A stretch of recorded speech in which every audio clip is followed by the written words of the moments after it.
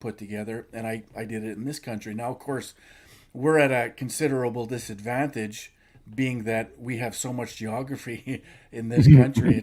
It's hard to get across the country, although we've done it twice. So, it's basically an education and information organization.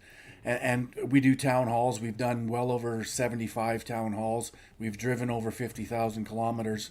Again, educating people on the UN agenda, Agenda 2030, and its impact on our lives, every aspect of our life. And so it's working and it's happening. And through the experience of the pandemic, and I refer to it as such, we've noticed a lot more people are hungry and thirsty for the truth, Hmm. and because it's COVID has exposed a lot of their nonsense and a lot of the propaganda, and so it's opened a lot of ears and a lot of minds to listen to what's causing all of this, what's creating all of this that ails our country, and so it's important that people add context. Like even with COVID, COVID is orchestrated. COVID was coordinated. Even our prime Hmm. minister in the fall of 2020 announced to the world that they're using COVID to That's right. achieve the goals of sustainable development. That's right. Those were his words. And Hmm. so, when he speaks those words, people don't understand what that means. They have no idea because he's not talking to Canadians. He's talking to his handlers at the UN and the World Economic Forum. So it's important that we add context to all of this. You have a manufactured virus that was released on the world only for the fear that it instilled in the masses. So the masses would then be socially engineered and conditioned to accept loss of our freedoms Hmm. and our rights and our way of life. That's right. And that's exactly what it's done. And it's done to condition people for what is yet to still come from Hmm. this agenda. And so it has massive implications, and so we're just trying to educate as many people as possible, and give them some context to what they're seeing, because a lot of people sense there's something wrong, something's not right, and we're just hoping to some connect some dots for those people. That's awesome, Mr. Friesen. And our looks like I attempted again. No go with Facebook today. No go. Hmm. And I made this mistake earlier. This is not rerun, folks. We are live right now because I forgot to take off that rerun. Now I take it off.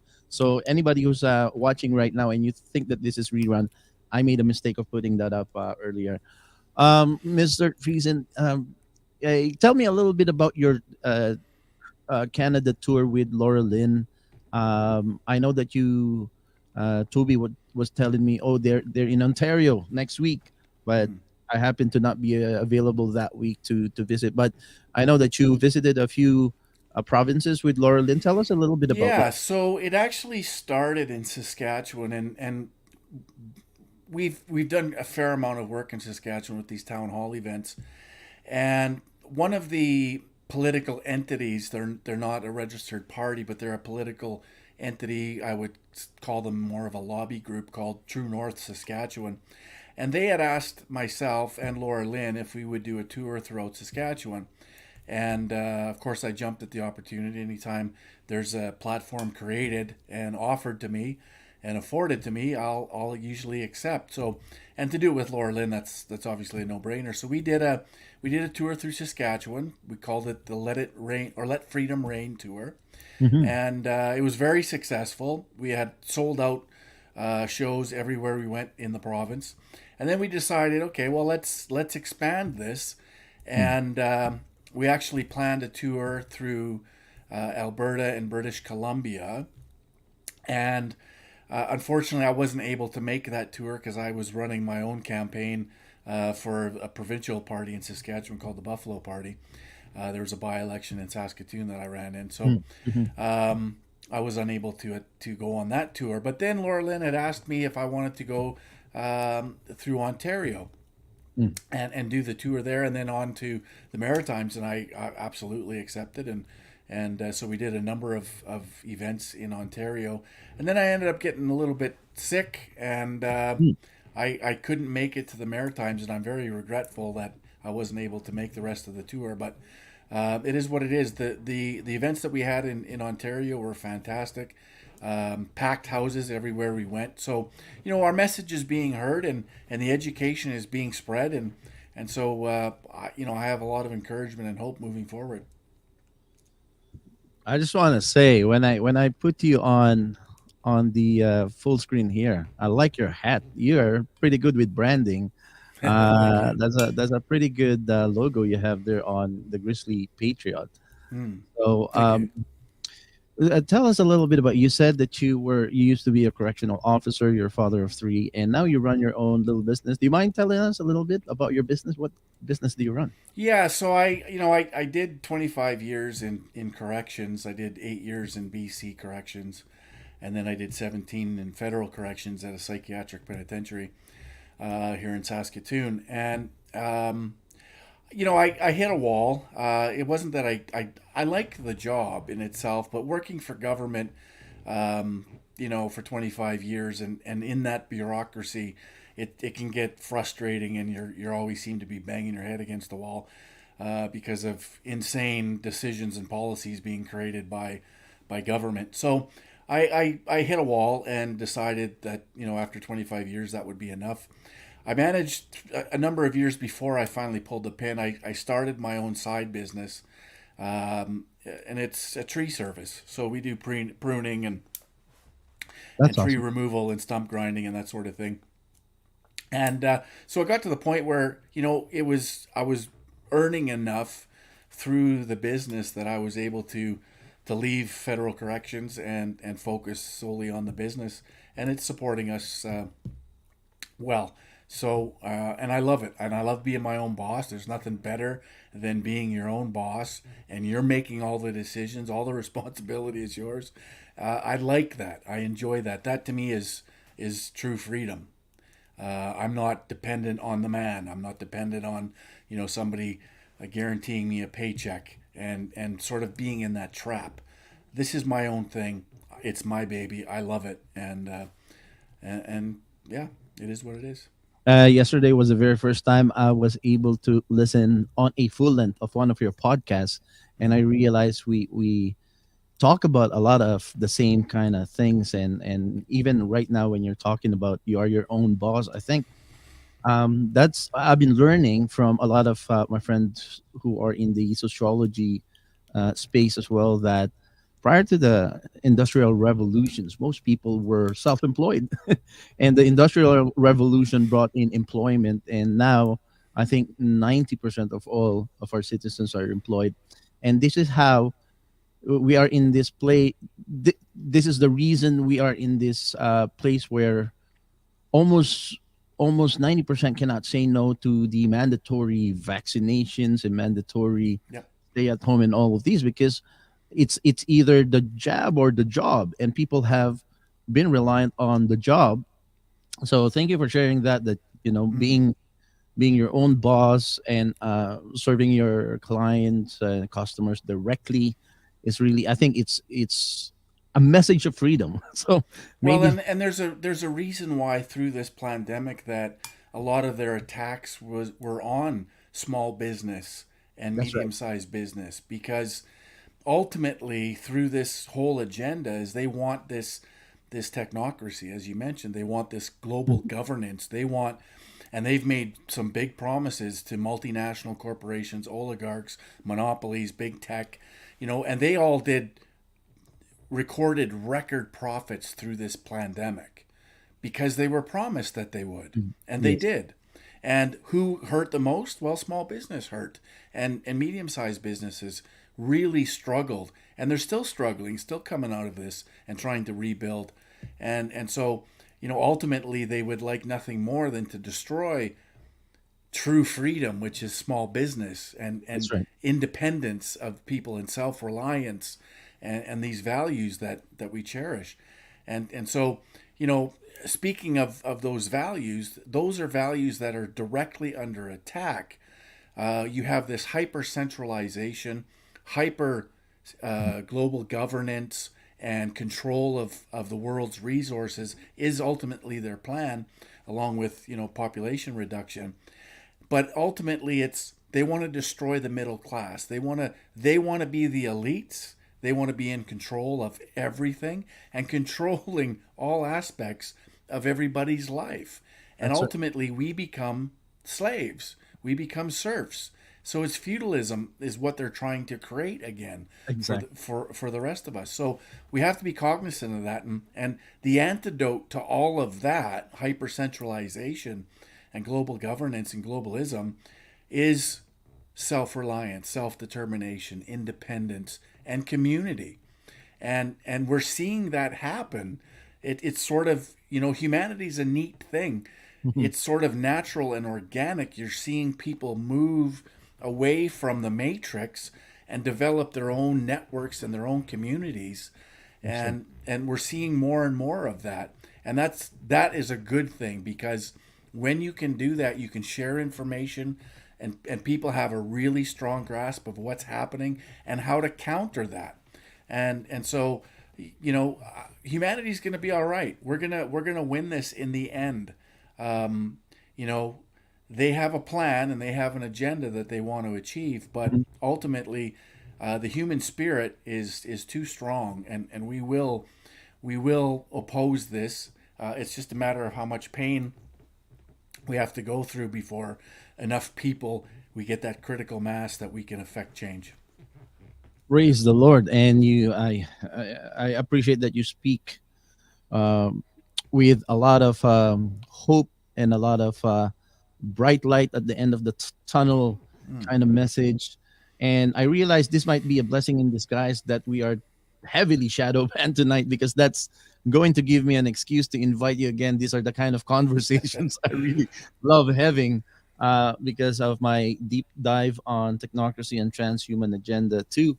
Um, there, I have very very small I have this book that I want to ask you about, that I think you might be um the the global revolution. I forgot. Oh, the Club of Rome wrote. Alexander King. Yep. Yeah, they published a book in 1991. I think it's called the first global revolution, something like that. Yep. And there I got this from Dr. Coleman Vernon's book. When I was reading his book, he quoted from the Club of Rome book how I think it's almost like the Club of Rome advising heads of states that if you want to Yep. keep the allegiance of your people, the a good strategy is to keep um, an outside enemy, or the fear. Like he's talking about, if you want the love of your people, the allegiance of your citizens, is to keep maintain the idea that there's an outside enemy that An could come, existential threat, they an like to say. Yeah. existential threat. Mm. And that really, and the book was also saying that when you're losing people in your own country, learn from former tyrants, where they start a war with somebody. They start a war 100%. with somebody, and then all Absolutely. of a sudden all the focus There's your are enemy. your Yep. enemy. So Yep. I don't want to get too deep into this, but a lot of people will really probably want to. Um, and sorry for the mild questions there, because I'd like to get Okay. to know you, and I think my audience would really like to get to know you. So I ask a lot of those kind of personal questions. No But now problem. let's get into a lot of the issues nowadays. Having talked about the 1991 book by the Club of Rome, what are your general thoughts about our we are being sucked into this war that we shouldn't have anything to do with the Ukraine 100%. and Russian war? What are your thoughts about that war going on there? Well, it is orchestrated. It is coordinated. It was definitely a war that was very easily avoidable. And people need to understand, since the fall of the Soviet Union in '92, there was an agreement between NATO and the Soviet Union, or Russia, as it's known now, um, where NATO guaranteed and made the agreement that they wouldn't move 1 inch toward Russia from Germany. That's right. They've broken that agreement 14 times, Ukraine being the 15th time.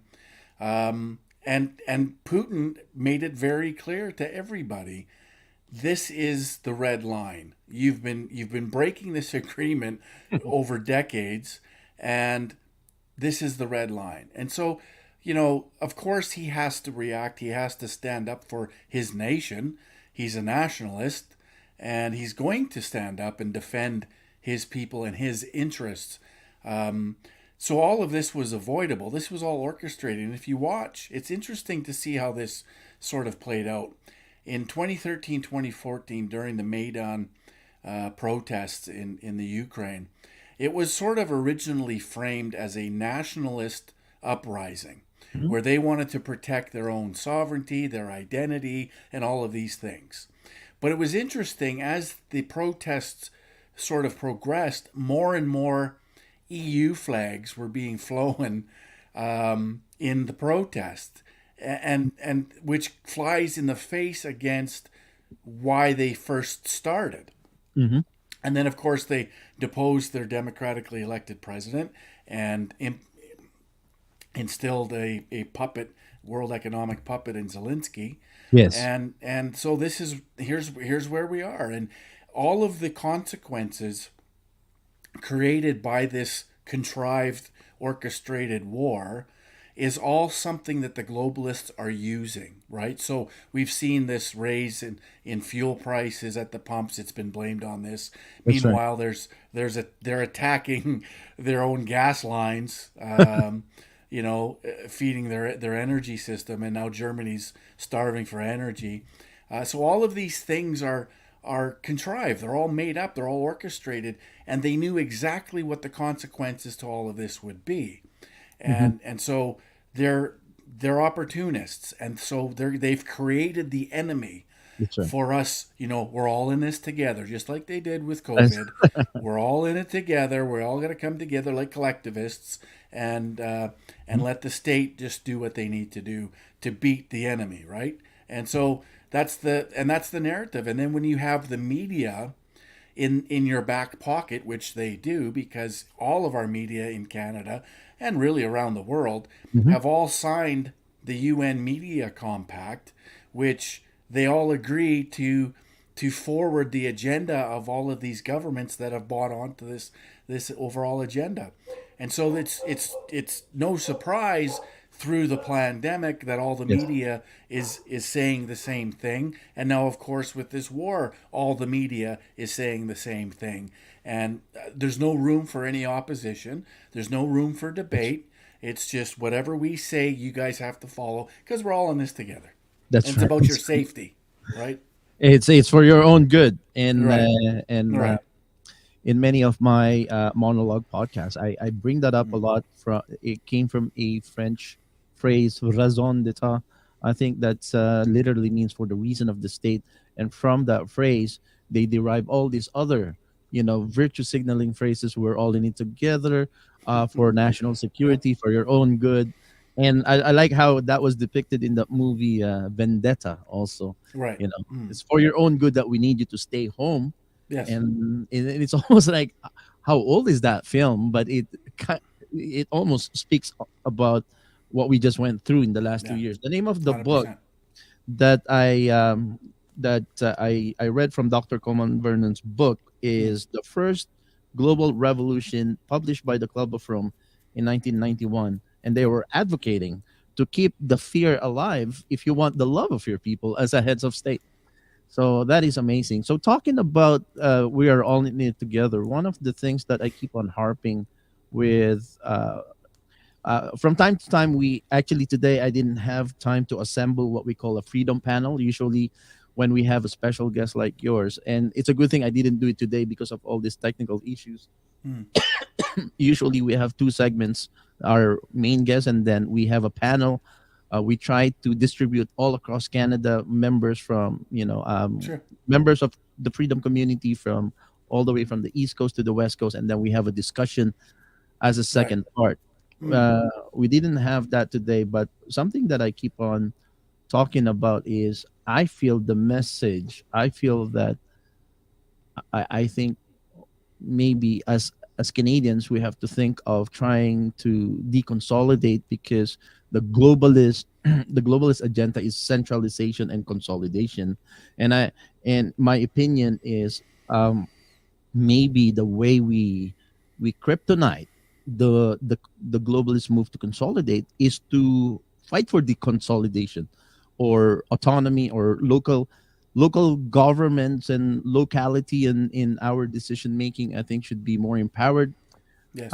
So I'd like to bring up Pastor Art Pavlovsky in Alberta, who just become the leader of the Independent Party of Alberta. We had him on as our very first guest this year, and the panel talked about the question. We discussed the question: would an independent Alberta, would a sovereign Alberta be good for Canada, or will it make Canada weaken? What are Mm. your thoughts if I pray that Pastor Art becomes the new premier of Alberta?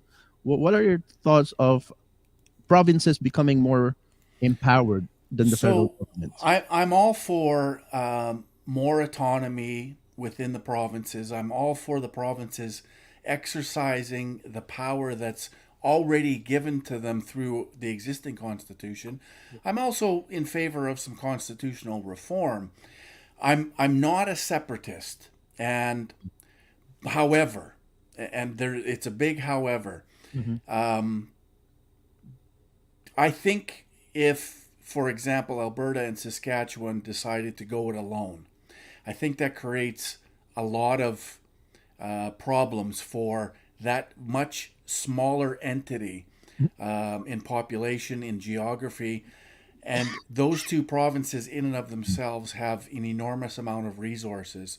And that's what the world wants. And if we've sort of isolated ourselves into those two little provinces, creating a country of 7 million people, we're going to be under attack by the globalists. There's no question about it. So I'm a little concerned about that. However, if we're going to get a fair deal in the West, if we're going to ever be treated equally across the board, and we want to negotiate a fair deal in Ottawa, we're going to have to negotiate from a position of strength. And the strength will be given to us by the people who are in favor of separation. So let's say we go to the table to negotiate a fair deal in the federation, and we have 60% in favor of separation. So when we're negotiating, we're going to have, just like Quebec has always done, Yes. and Quebec always gets what they want because they have that in their back pocket. And so we need to have that as well. And this is part of the education that I think we need to promote in Saskatchewan and Alberta and Manitoba. And so people that understand that, it's not that we necessarily will pull the trigger on separation. However, if we're negotiating with Ottawa and they aren't prepared to negotiate fairly and come Mhm. up with a fair deal, then we might exercise that. Then we might actually take action just out of survival. Because this globalist agenda that our government, successive governments since 92, have Mhm. committed to is destroying who we are as a nation. It's destroying our prosperity. It's destroying our freedoms, our rights. It's destroying everything we claim to cherish. And by design, because in order for the globalists to achieve the goals of sustainable development, they have to destroy Western civilization. And what does that represent? That represents freedom, liberty, justice, equality under the law, prosperity, sovereignty, and truth. And those are the things that they need to destroy in order to achieve their goals. And so it may come down to a point of survival. That if we're going to survive our way of life and our values that we all cherish, if we're going to defend and protect those, then maybe we have to separate. Maybe we do have to pull out of Confederation and go it alone. Obviously, I have concerns with that. But, at the end of the day, I'm very confident that if we ever went to the table with that kind of support in our back pocket, that we would have the leverage to negotiate a fair deal across the board for everybody. And I think Mhm. that makes it a much healthier and much stronger Canada, united in confederation. and but it has to be fair. And the way it's been set up for decades, it just isn't fair. And Alberta and Saskatchewan are getting very antsy, and they're That's right. getting very anxious. Well, what I understand, on paper and on constitutionally, the provinces should have a lot more power than the federal government. One of our consultant here in history and political science is a member of the forces that held throughout Ceausescu in Mm, 1991 in Romania. We have a lot of Romanians and Polish and people who grew up from behind the Iron Curtain here in Ontario, and right, we right. pick their brain and we learn a lot from them. Yeah. And one of the things I learned from him is that the provinces created the federal government. It's not the other way around. And so the Yes. provinces, I think on paper, the provinces should already have more deciding power. And I think it's probably in one of your podcasts, Mr. Friesen, where I heard about how was it Stephen Harper or who's or maybe an older politician who signed Canada up on the sustainable development deal, and they instead of, I think it was you who said that, instead of Mulrooney. Yeah. Mulrooney, instead of coming back to Canada and tell everybody about it, Right. they try and hide it. Yes. They hid it from the ordinary Jane and Joe Canadians, and so that's my beef with treaties, Yep. because the head of state usually enter the entire country into a treaty that the people don't really like to Yeah. enter into. No, that's 100%. And so, and I like to do this thought experiment with people, and the reality is this: that yes, in 1992, Mulrooney, the Conservative Prime Minister, went down to Rio. He signed the Rio Declaration, otherwise known as Agenda 21. And you would think, as a representative of the people, that he would come back to Canada, send his MPs out to do some town halls, to inform the people as to what they just committed us to. And they didn't do any of that. In fact, they did the opposite. They covered it up, they hid it. And they framed it as conspiracy theory if anybody like myself or anybody else were to raise these issues and to ask them to be responsible to the people for what they've committed to. You get labeled and shamed and ridiculed as a conspiracy theorist. So they did the opposite. They didn't inform. To this very day, there has never been an MP or a provincial MLA or a city councillor that has informed their constituents as to what this agenda represents and what the consequences of this agenda are. And so people should be very upset at that. Of course, there's a lot of people around that don't understand, and of course they don't understand because nobody's ever taken the time to tell them or explain it to them what this agenda represents. So. And the media, of course, they don't do anything because they're on board. They're there to just promote it and just to, talk in favor of whatever decision Justin Trudeau makes at the federal level. That's why I'm very happy to have somebody like you who's very well read and deep into understanding all of this globalist agenda. I would like to show you a photo here, Mr. Friesen. I think this has something to do. I think the Club of Rome was the one who kind of brainstormed how we're gonna introduce the climate fear, and I want to share this to you, and then we're gonna go on break afterwards. Uh, I will be I'll be reprimanded by my donors if I don't show their ads, and we will be right back in less than 2 minutes. This before we go on break, I just want to show you this photo of the same magazine. One was from 1977, and the other one was from 2006. The same Time magazine is fear mongering about global cooling in 1977. The title Mm-hmm. says, for our radio listener, that the one on the left, Time magazine, 1977 cover says, "How to survive the coming ice age." Things you can do to make a difference. And Mm-hmm. then 2006, the same magazine has another cover that says, "Be worried, be very worried. because of global warming, and it has a Yeah. photo of a polar bear floating on an ice, or using a floating ice as its boat. Yeah. Anyways, let's talk more about this. Eh, I'm still on this idea of international treaties, and why are we sucker punch into signing up for international treaties when the ordinary Jane and Joe Canadians don't want to be in it. Please don't go away. We'll be right back in less than 2 minutes. Thank you, Mr. Friesen, for sticking around. Yeah, you bet.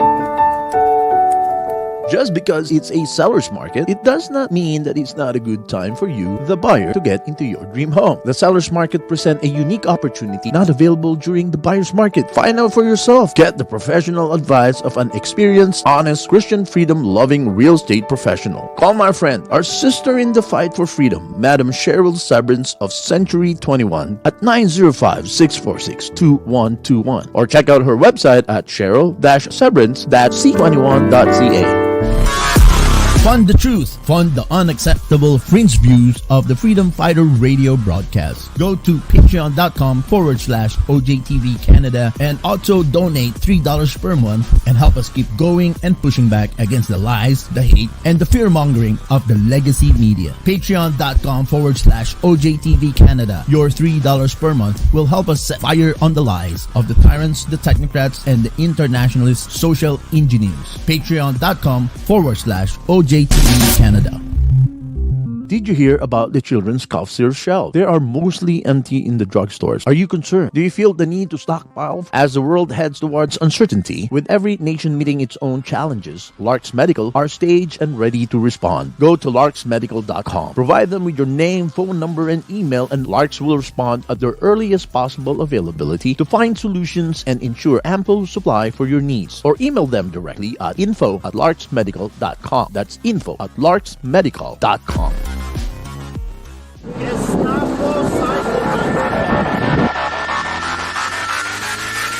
I'm Pastor Arthur from Calgary, the leader of the Independence Party of Alberta. You are listening to the Freedom Fighter Radio Worldwide podcast, only here on the Ordinary Joe Show. Immediately out! Immediately go out and don't come back!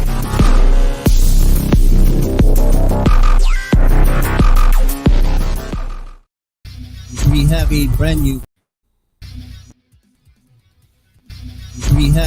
new podcast in collaboration with one of our very important collaborators. So without much further ado, I would like to introduce our main collaborator for a brand new podcast, Enemies of the State, a New World Order. Please welcome to the show, Mr. Doru Gordon. Yes, and to put it simply, the recipe is always there. Create a crisis. You have to present there is a crisis in society. In order for the state to go bigger and to grow, you always have to threaten people or to instill fear. You have to be fearful of greedy capitalists or the greedy businessman who wants to take money away from you.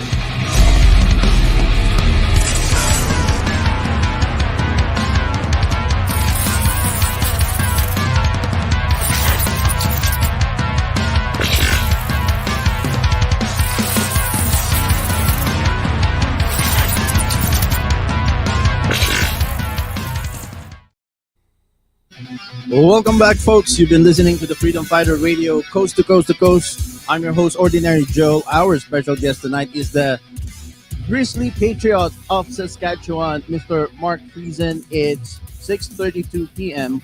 Eastern Standard Time. It's 1 hour ahead from Saskatchewan. It's 5:32 p.m. in Saskatchewan right now.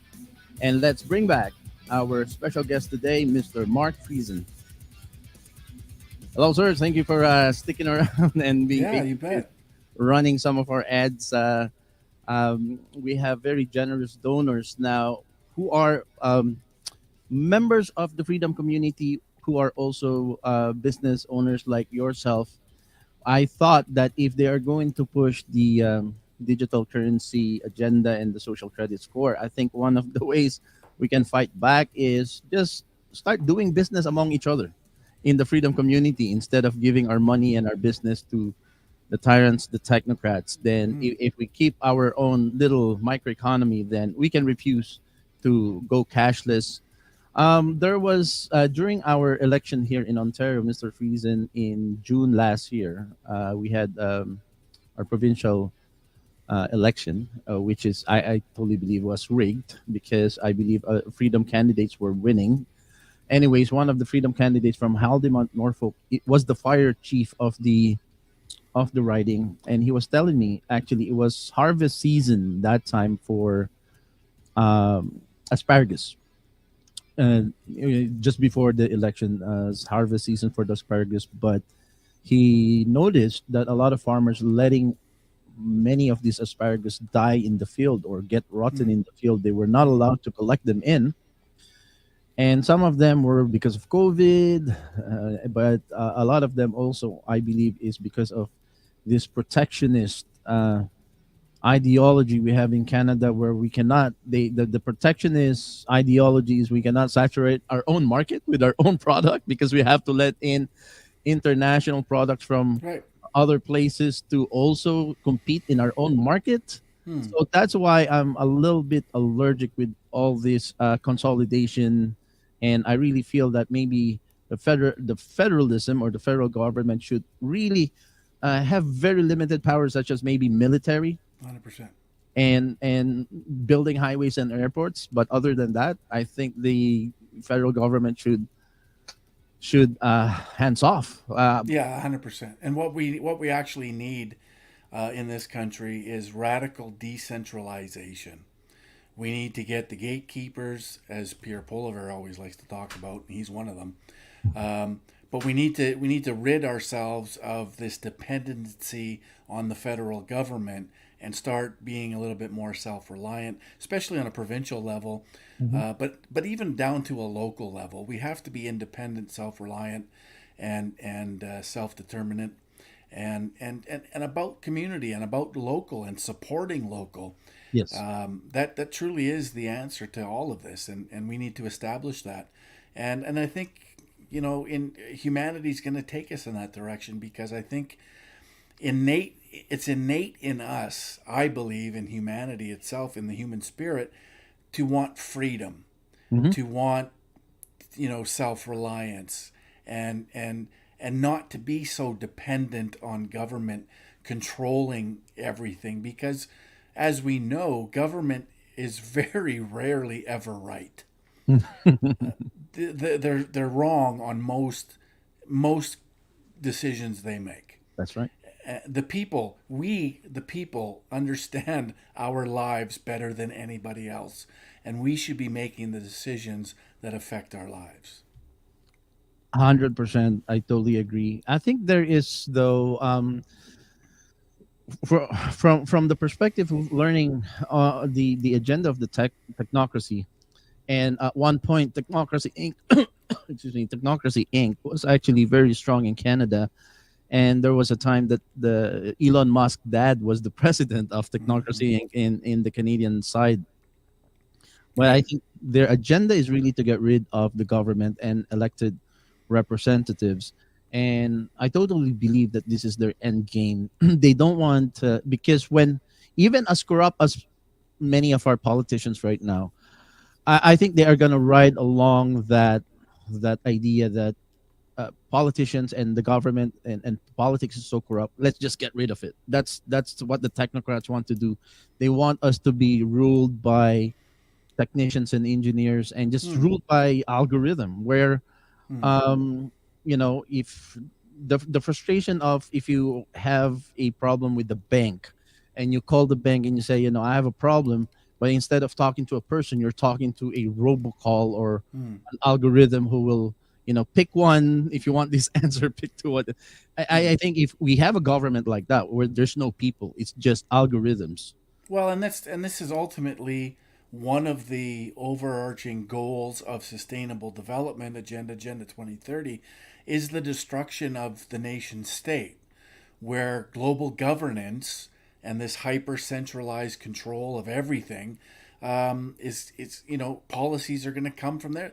We're already there. We already have a government in this country that is fully committed to an agenda created by unelected, unaccountable foreign entity that does not have the interest or best interest of Canada or Canadians at heart or in mind. And so they're creating cookie cutter policy for the planet, all pushing towards more global governance, more control, controlling all the resources through technocracy. And that's where we're headed. And so we have to put the brakes on this. And the only way we're going to do it is informing as many people as to what this agenda really represents. And I just want to touch on, those two pictures that you put up before we went to break. And that's a really good example, because in 1968, that was really the coming together of literally of communism and fascism through the Club of Rome, through the sponsorship of the Rockefellers, Rothschilds, and other big bankers that supported the creation of the Club of Rome. And so they first conceptualized the Sustainable Development Agenda through the works and a book called Limits to Growth, written by Dennis Meadows and his wife. And so they first conceptualized this agenda. Again, it's this radical population reduction. And Dennis Meadows is quoted, and it's pinned to my Twitter, where he wants to eliminate from 7 billion people on the planet to 1 billion. So one of their overarching agendas in all of this agenda is population reduction. They've said so themselves. But it's interesting when they're developing this fear in the masses, and they create this fear. In the 70s, it was global cooling. And that fell flat. None of their prognosis, none of their fear mongering ever came true. In fact, the opposite. And so then they switched tactics to global warming. And global warming, where Florida's going to be underwater and New York's going to be an aquarium and all of the ice is going to be melted from the Arctic and Antarctica by 2010. So that never happened. None of that happened. So what did they do then again? Well, they changed the narrative again. They went from global warming to climate change. And in 2012, there's an actual UN committee that was formed to determine how they're going to pay for this agenda that they estimated would be around $5 trillion annually. They were wrong. It's actually $8 trillion annually. Wow. And they tried to figure out the best way to fund this. And they determined that a carbon tax and carbon pricing is the best way to fund this agenda. So when we get this whole climate change is created by CO2. CO2 is the enemy that they've created. We're all supposed to be scared about. But in actual fact, the reality is, as we're all stepping over each other, handing the government our money because we're saving the planet in the form of a carbon tax, is insane. We actually need more CO2 because CO2 is plant food, and it encourages plant growth, and it encourages more vegetation, bigger trees, bigger leaves, more food for animals, which means more food for the rest of us, a growing planet.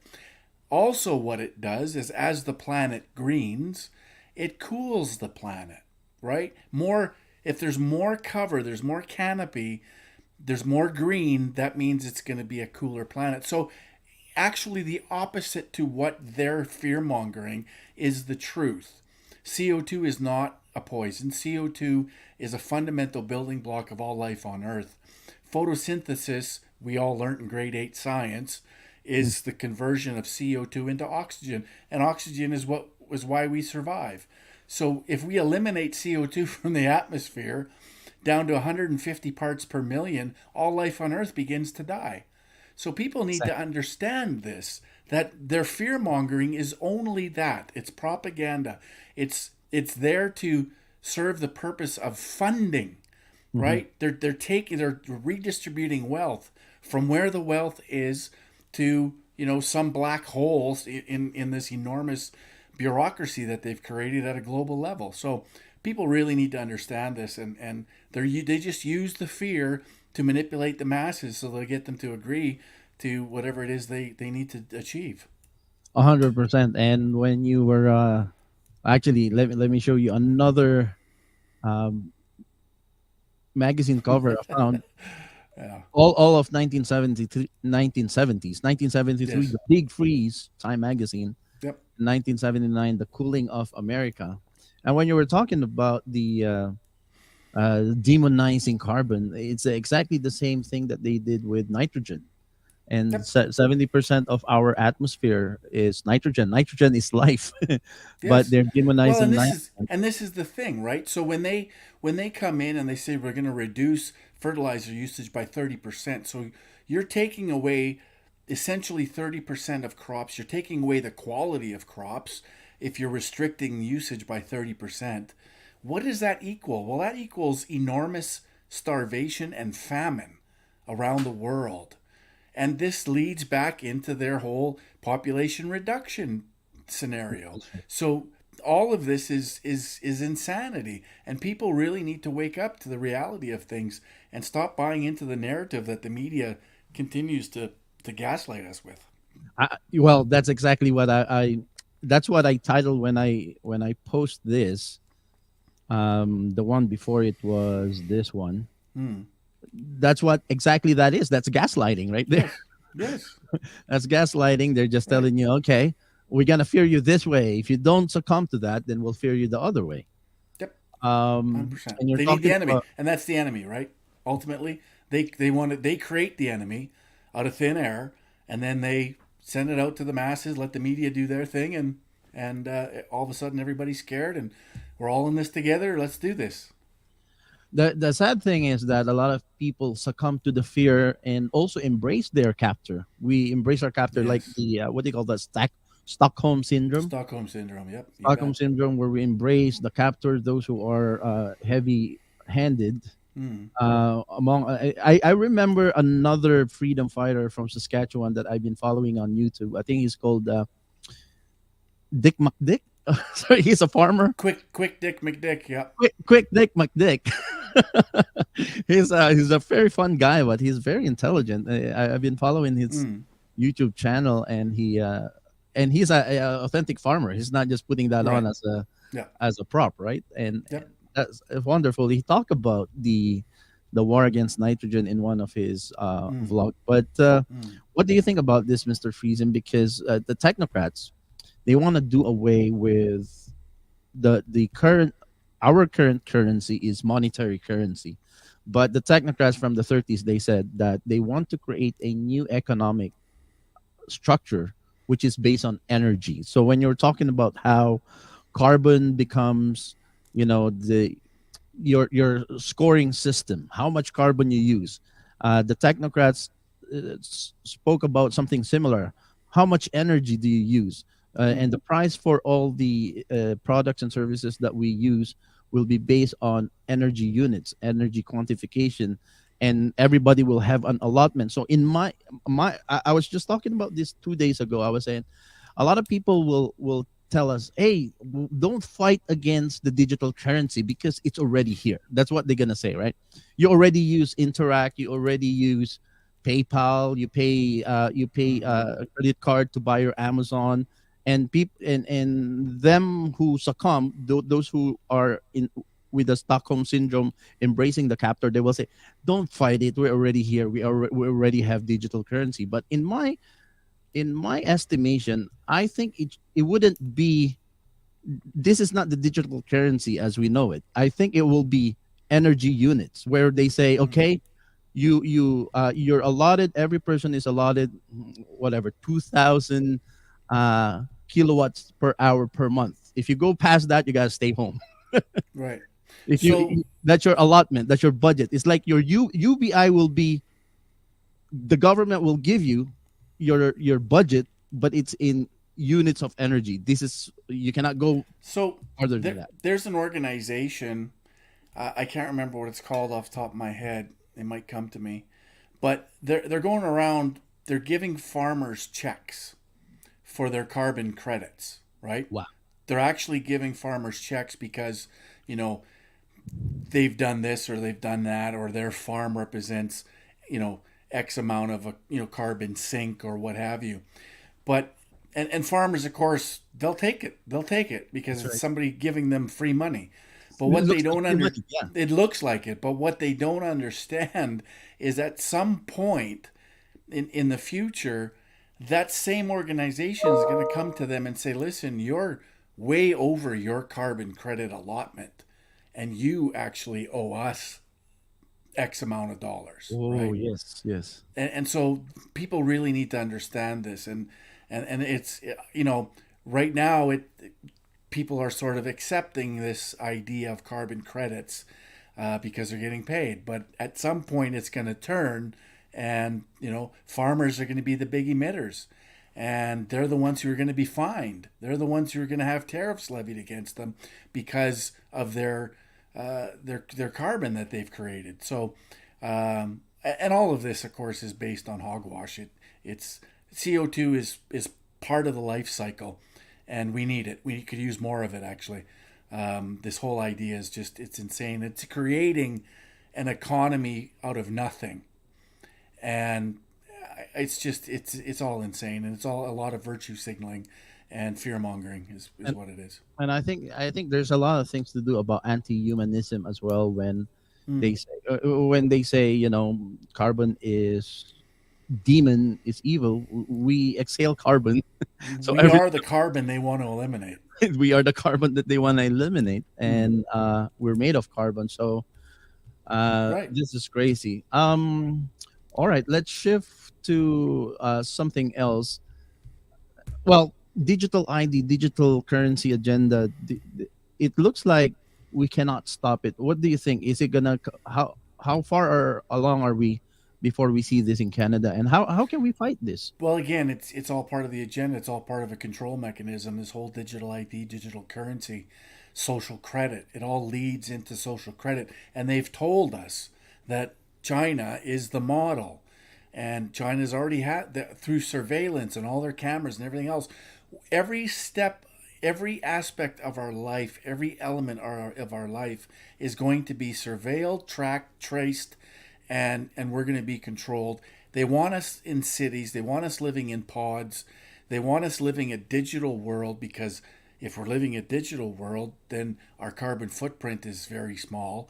This is all the language that they're going to use to convince people, you just stay in your pod, don't worry about it, and live a digital life.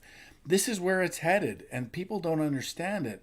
I saw a meme the other day where there was a little girl. She had virtual reality goggles on in a fetal position in her apartment, and that was the life. That was her existence.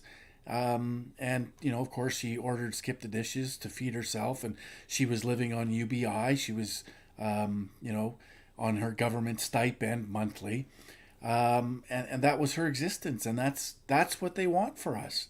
And so we have to oppose all of this. We have to oppose digital ID, digital currency, all of this stuff, CBDCs. We have to oppose it vehemently. If we do cherish what we claim to cherish and the values that we've become accustomed to and probably take for granted. So we have to get loud, and we have to come together, and we have to say no to this, and we have to ensure that our politicians are on our side and not the side of the globalist, which most of them are at this point, because we've checked out, because we've abdicated our responsibilities for decades to people we thought had our best interest at heart, and they don't. And they've shown us, and they've proved to us that they don't, because we never held them accountable. We've never held them responsible for decades, and we need to re-engage. We need to do it again. We need to hold these people accountable for the decisions they've made on our behalf, and all detrimental and consequential to our way of life and our values. I'm not sure if you're familiar with Richard de Carie. He also, in the 2019 election, a couple of leadership elections when O'Toole's leadership bid, when he won that leadership of the Conservative Party, there were three other members that were kicked out of the race. I don't know if you remember Jim Carahalios from Ontario. There was Joe Borgo from Saskatchewan. Oh, that's right. Yeah. And then there's from Quebec was Richard Descaries. Yep. Richard Descaries was parliamentary secretary to Stephen Harper. When I had him on a couple of times, I talked to him because I told him that I'm still kind of finding my way in the dark. I feel like I'm more a conservative libertarian kind of hybrid. I think. Me too. Do you think? And I asked him about Maxime Bernier, and I know that you are good friends with Maxime. And but do you think is the PPC the Federal Libertarian Party? Do you consider the PPC as the Libertarian Party of the federal? Well, I think we have some libertarian elements to the party for sure. We are also a conservative party. We are the only party really that has a platform that looks to actually conserve and preserve a lot of our values. So there are some libertarian elements within the party. There's no question about it. And there are a lot of libertarian people like myself. I consider myself to be a conservative libertarian. And there's a lot of people that of that description that are attracted to the PPC. So libertarianism has gotten sort of a rough ride, and I'm not exactly sure why. I mean, obviously the establishment doesn't want us moving in a libertarian direction. The establishment wants the exact opposite. They want more hyper-centralization rather than radical decentralization. So obviously there's a reason why they framed the libertarianism as sort of wrong think, but it's if you get a chance to speak with people and talk to people and what it actually means, people respond to it and say, yeah, I kind of like the idea of not having a nanny state and That's not right. having government thumb on everything I do.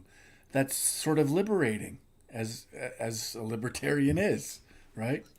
Yeah, and I interviewed the president of the Libertarian Party in Ontario, and I interviewed a lot of libertarian candidates during our provincial government here. We're just gonna take a short break, but when we come back, I'd like to ask you about the Uni Party. It seems my friend Dor Gordon, who ran for the New Blue Party under Jim Carhalis, who is also my collaborator in the New World Order Enemies of the State podcast. He talks about there are three kinds of Marxists in the federal government. He says that there is a in the closet Marxist, out of the closet Marxist, and undercover Marxist. So the out of the closet Marxists, he calls them the liberal. The in the closet Marxists, the out of the closet Marxists are the NDPs, and the in the closet Marxists are the liberals. And he says that the conservative are the undercover Marxists. Sure, 100% But there. all of them are Marxists for him, I agree. for his taste. And I think we are being run, like you said, we are being run. And I think Maxime Bernier talked about how the Conservative Party, Federal Conservative Party, has become so corrupted. So when we come back, let's talk about this. Don't go away, folks. We'll be right back in less than a minute. Hello, friends. I am Derek Sloan, the leader of the Ontario Party. You are listening to the Freedom Fighter Radio Canada podcast, only here on The Ordinary Joe Show.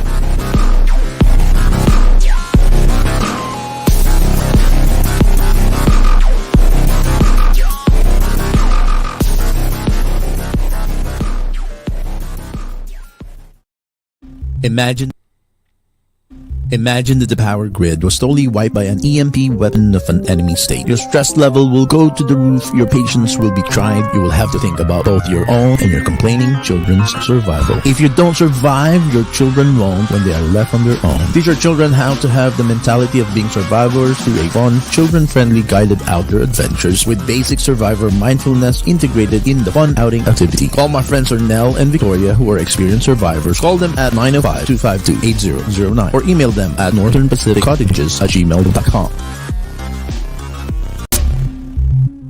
A disturbing news. Doctors administer certain drugs even after the family have rejected it. Why? Because hospitals can charge $3,000 a pop for it. Meanwhile, they hid the fact that cheaper alternatives are available and it only costs cents. Do you know if you are paying the right price for your current prescription? Have you researched if there are cheaper yet equally effective alternatives? Call Shinlaza Pharmaceuticals at 1-800-206-0051 or email at info@shinlaza.com for a free consultation. Shinlaza Pharmaceuticals is owned and operated by a freedom fighter of the Freedom Community in Ontario.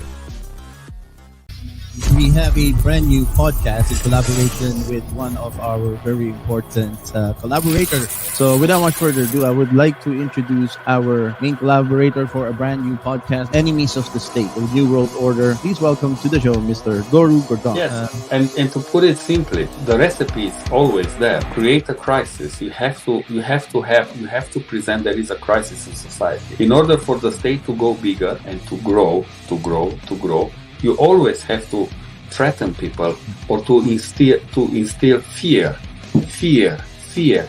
You have to be fearful of greedy capitalists or the greedy businessman who wants to take money away from you.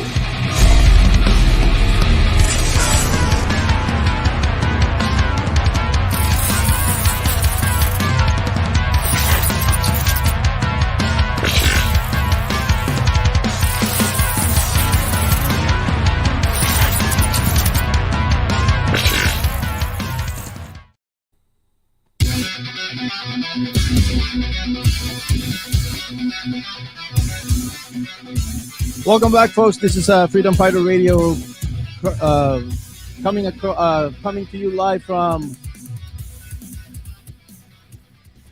Welcome back, folks. This is Freedom Fighter Radio. I'm your host, Ordinary Joe, coming to you live from the heart of the Great White North, the heart of the true North, strong and free. It's 6:59 p.m. Eastern Standard Time. It's 5:59 p.m. from Saskatchewan. Our special guest today is Mr. Grizzly Patriot, Mr. Mark Friesen, from the beautiful province of Saskatchewan. Welcome back, Mr. Friesen. Thank you for joining us. Thank you for being our special guest today. So we before we went on the break, there was the three kinds of parties: the undercover Marxists, the in-the-closet Marxists, and the out-of-the-closet Marxists, according to our friend Doru Gordon. What are your thoughts, Mr. Friesen? It feels like all of them are supporters of the ESG, of the Sustainable Development Agenda. They are probably and Maxime Bernier talked about how the reason he started his own party was he felt like the Conservative Party of Canada is going down the drain, is corrupted. I have a lot of friends in there, so I'm gonna say that there are some truth in that, but I'm hoping that there are some good elements within the Conservative Party who could save. They're the only one who kind of warm up a little bit in the freedom community, wouldn't you say? So my take on the Conservative Party of Canada, I was a reformer when reform was cool, and Preston Manny put together that party, and I liked his vision. And so when the Reform merged with the Red Tories, that's when I gave up on the Conservative movement. And that doesn't mean I didn't vote for them, because there was no alternative. So, of course, when I went to the polls and I went to vote, I had to vote Conservative, and I did.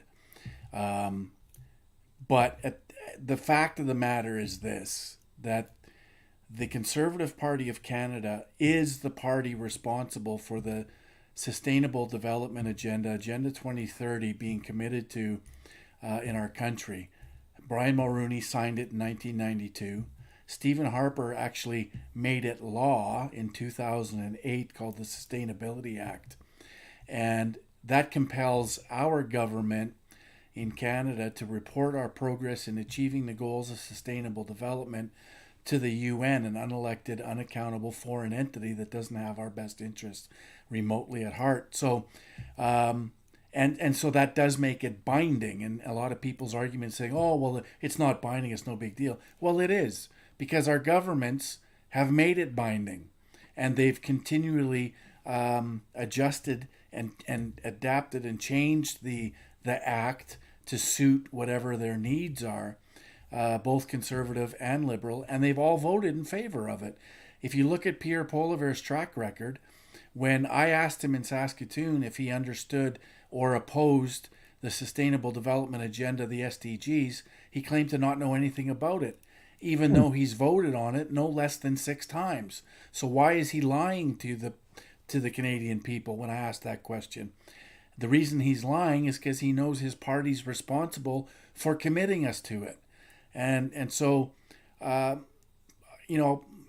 people really ultimately need to understand what the consequences of this agenda really are and who's responsible for it.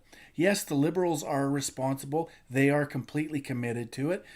When Stephen Harper signed this agenda, September 27th, 2015, Agenda 2030, 1 month later, Justin Trudeau was elected, and 4 days after that, in an interview with the New York Times, Justin Trudeau referred to our country as the first post-national state, Wow. and a country without core identity. And so he wasn't speaking to Canadians, because most Canadians have no idea what he was talking about. That's right. Yeah. He was speaking to his handlers at the UN and the World Economic Forum, because Harper had just committed us to this agenda 1 month prior.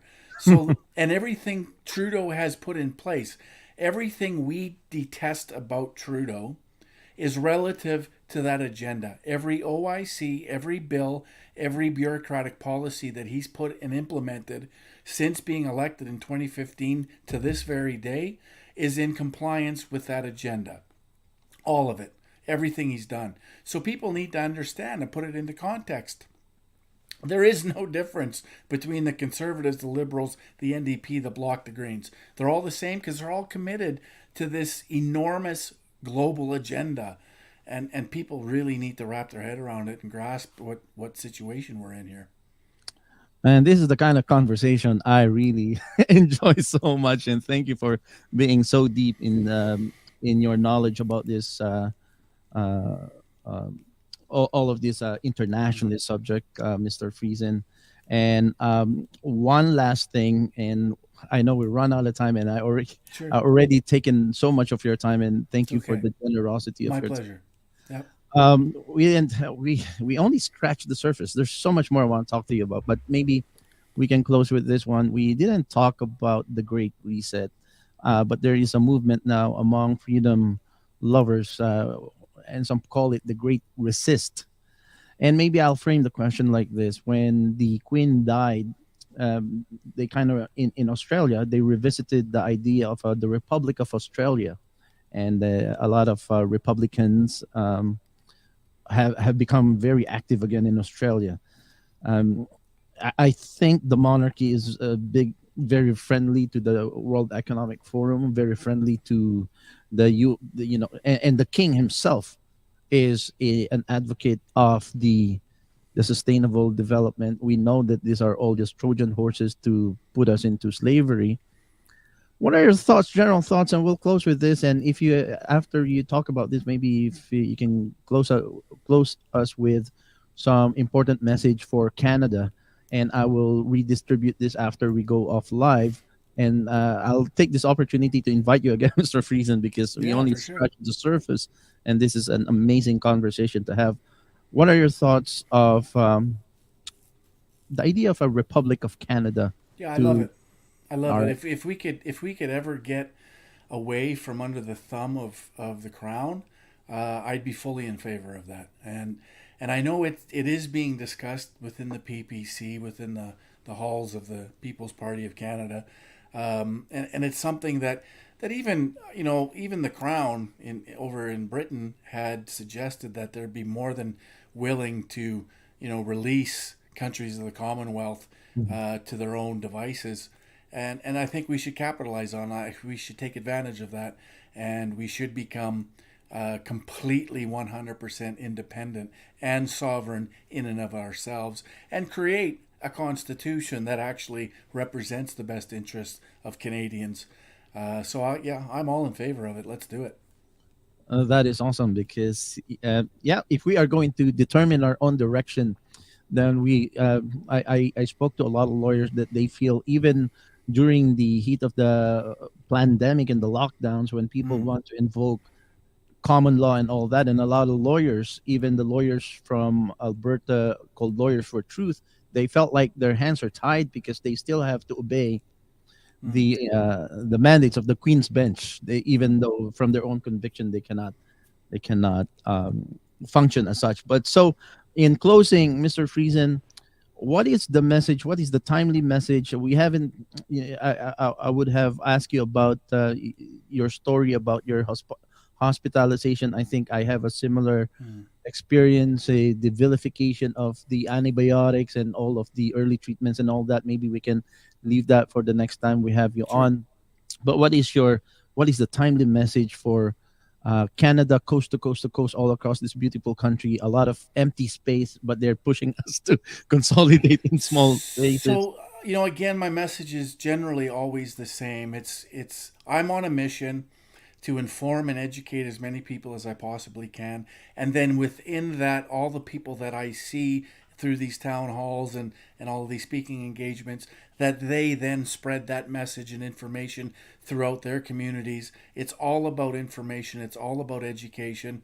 And it's about taking back our responsibility. If we want to take back our country, if we want to defend the values that everyone claims to cherish, then we have to take our responsibility back. We have to hold our existing politicians accountable. And I've put this challenge to conservatives. Listen, if you love your country more than you love your party, hold Pierre Poilievre accountable in terms of this sustainable development agenda and their commitment to it. Hold your MPs accountable. Force them to answer your questions.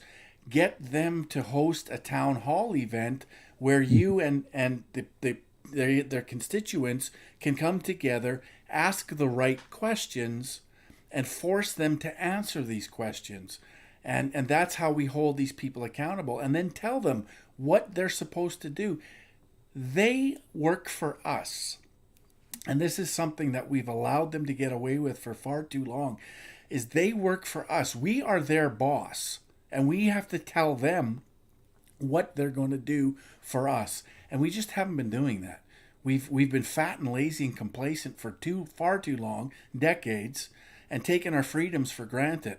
And so we need to hold these people accountable. We need to take back our responsibility. That's my message to anybody who's listening. What a wonderful episode.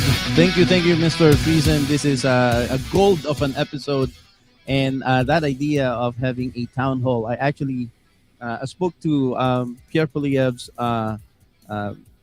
press secretary, who become a friend of mine. I text him a lot. I told him that before the year is over, I would like to have a virtual town hall with Pierre and the Freedom community. Wouldn't that be awesome? I would like to have you be one of the panelists there, Mr. Friesen, if that ever happens. I would love that.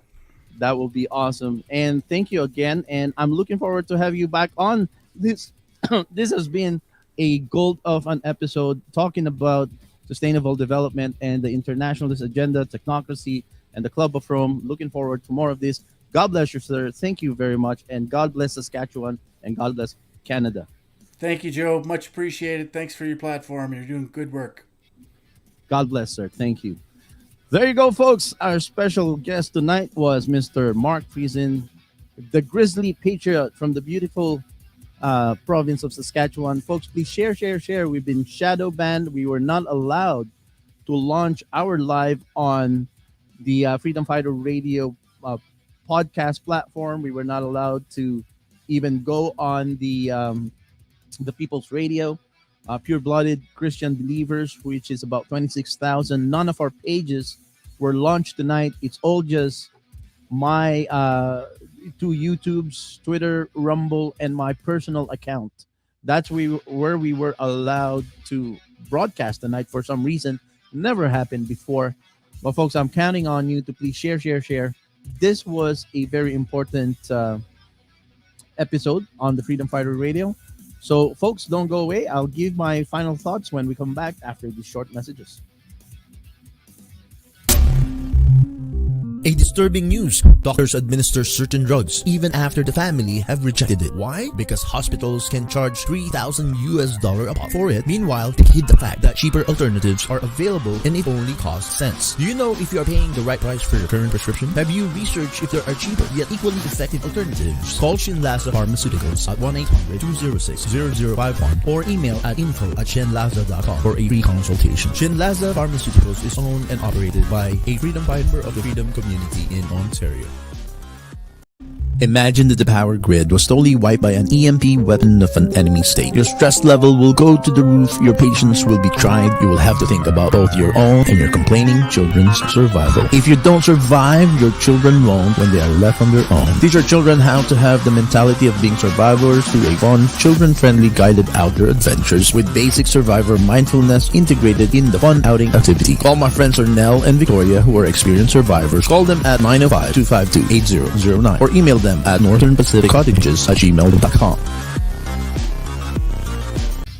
We have a brand new podcast in collaboration with one of our very important collaborators. So without much further ado, I would like to introduce our main collaborator for a brand new podcast, Enemies of the State, the New World Order. Please welcome to the show, Mr. Doru Gordon. Yes, and to put it simply, the recipe is always there. Create a crisis. You have to present there is a crisis in society. In order for the state to go bigger and to grow, you always have to threaten people or to instill fear.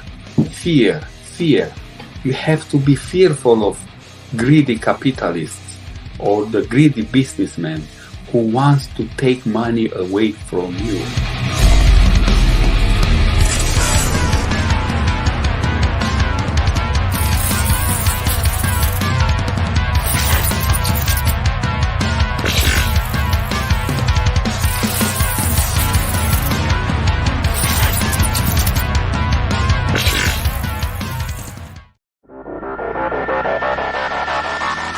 Hello, friends. I am Derek Sloan, the leader of the Ontario Party. You are listening to the Freedom Fighter Radio Canada podcast, only here on The Ordinary Joe Show.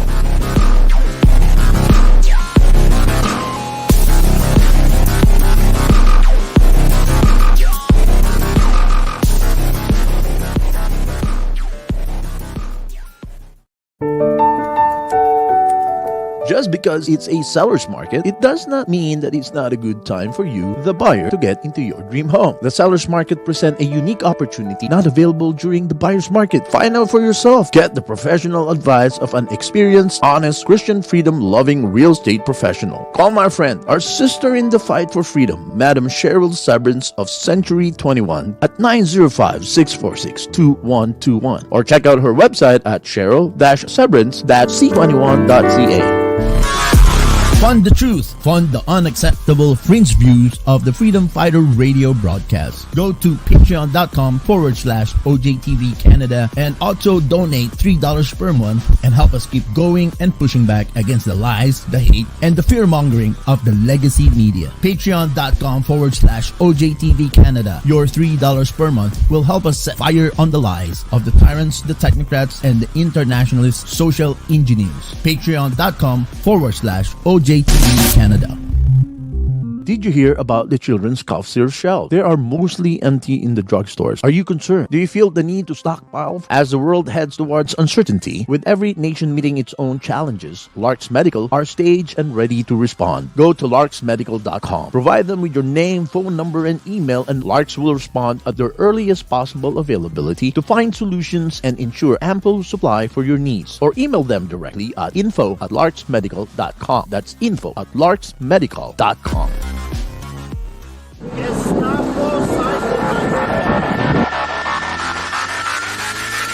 I'm Pastor Arthur from Calgary, the leader of the Independence Party of Alberta. You are listening to the Freedom Fighter Radio Worldwide podcast, only here on The Ordinary Joe Show. Out of this robot! Immediately out! Immediately go out and don't come back!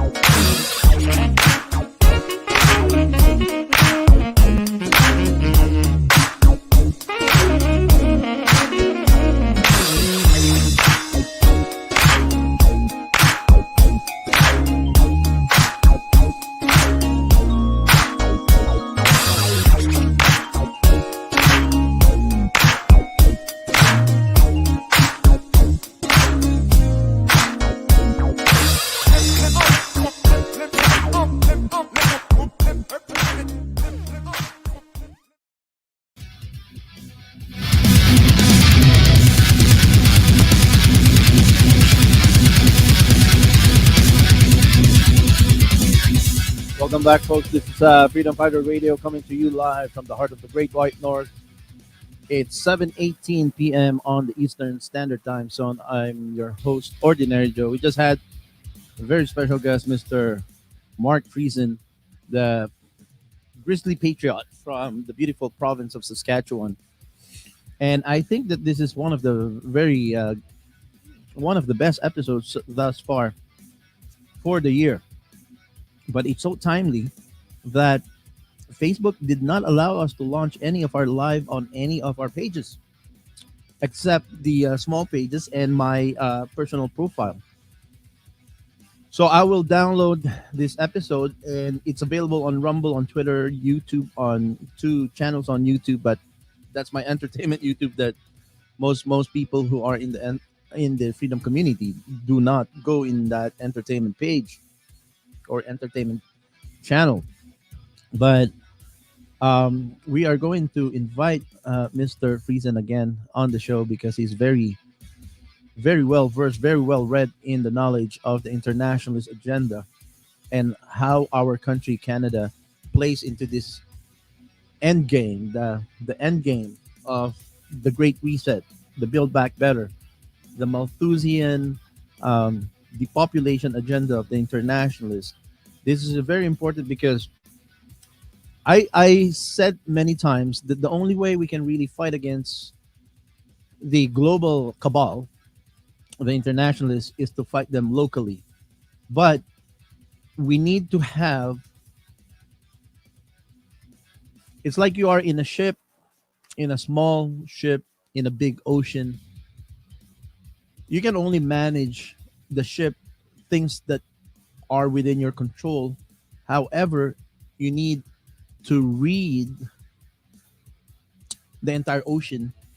You need tools and instruments such as for navigation and for weather, reading the weather and reading maps and reading a compass.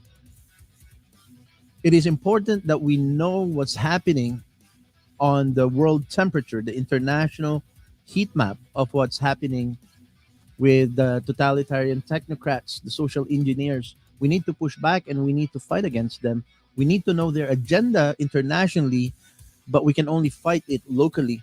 And we need to get up from our seats. We need to, get on our feet and go out, protest, make your voice heard. There's only 30% of us who are outspoken dissidents. And according to Matthias Desmet in his book, The Psychology of Totalitarianism, where he discussed the mass formation, that is the typical revolution in a country where the totalitarians bid for world domination. Again, folks, it has never been attempted in the past in the history of man.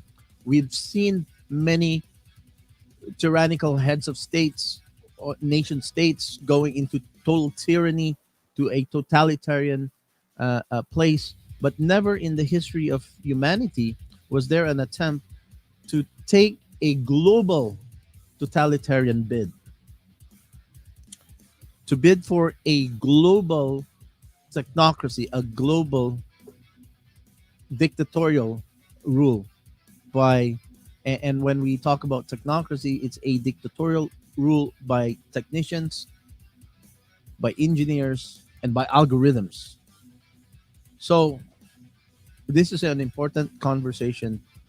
Share, share, share. I'm looking forward to have Mr. Friesen back on.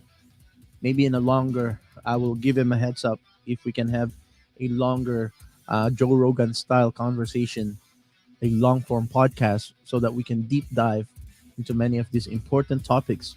So share this episode, folks. This is very important episode for all of Canadians, Americans, and ordinary Jane and Joe citizens of the world to fight back, to take our countries back, and to stand on guard for our rights and freedom in Canada, in America, in the rest of the world. Thank you for tuning in. This has been the Freedom Fighter Radio, coast to coast, US, Canada, Australia, international, coast to coast. And I'm your host, Ordinary Joe. We'll see you again next time. Shabbat Shalom. Have a good Sabbath. We'll see you on Sunday. Have a good night. Bye-bye.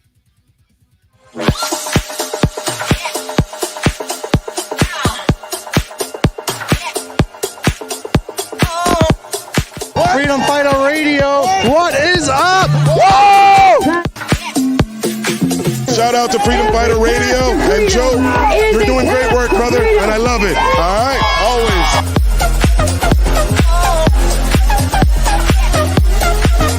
Make sure you listen to the Freedom Fighter Radio on the Ordinary Show.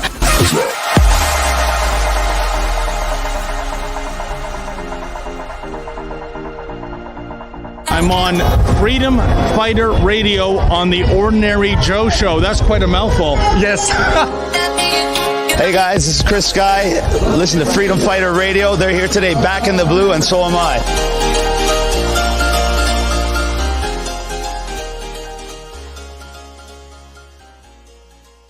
Please consider supporting the OJTV production costs and be an insider member for only $3 a month. Go to patreon.com/OJTV Canada. Thank you for your continued support.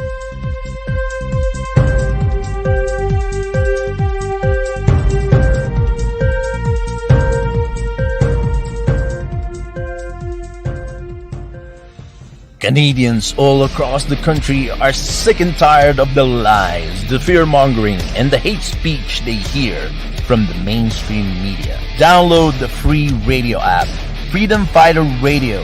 Click the link below, scan our QR code, join our mailing list, and get a free download of our Freedom Fighter Radio app only here on OJTV on The Ordinary Joe Show.